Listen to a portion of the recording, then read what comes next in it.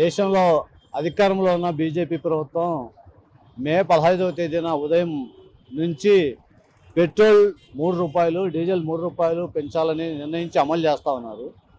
ఇది చాలా దుర్మార్గమైనటువంటి విషయం.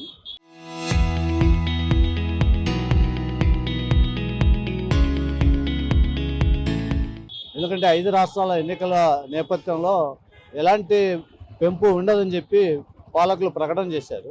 కానీ ఎన్నికలు అయిపోయిన వెంటనే పెంపును అమలు చేయడానికి ముందుకు వచ్చారు. దీని కారణంగా అనేక రకాల భారాలు ప్రయాణికుల మీద పెరగబోతూ ఉన్నాయి. కూరగాయల ధర నుంచి బస్ ఛార్జీల వరకు, వ్యవసాయ రంగం నుంచి పారిశ్రామిక రంగం వరకు అన్ని వర్గాల ప్రజానికం మీద ఈ భారం పడబోతూ ఉన్నది. ఎందుకంటే పెట్రోల్ ధరలు పెరిగితే ఆటోమేటిక్గా కూరగాయల ధరలు పెరుగుతాయి. కూరగాయల ధరలు పెరిగితే ప్రజానికం యొక్క వేతనాల్లో కోత పడుతుంది. పెరిగిన ధరలకు అనుగుణంగా ఆదాయాలు పెరగకపోవడం వల్ల ప్రజానికం తన ఖర్చులను తగ్గించుకొని తిండి కూడా తగ్గించుకునేటువంటి పరిస్థితి వస్తూ ఉంది. ఇప్పుడేమో ప్రజానికానికి ధరలు పెరిగే భారం రోజుకి పెరుగుతూ ఉంది.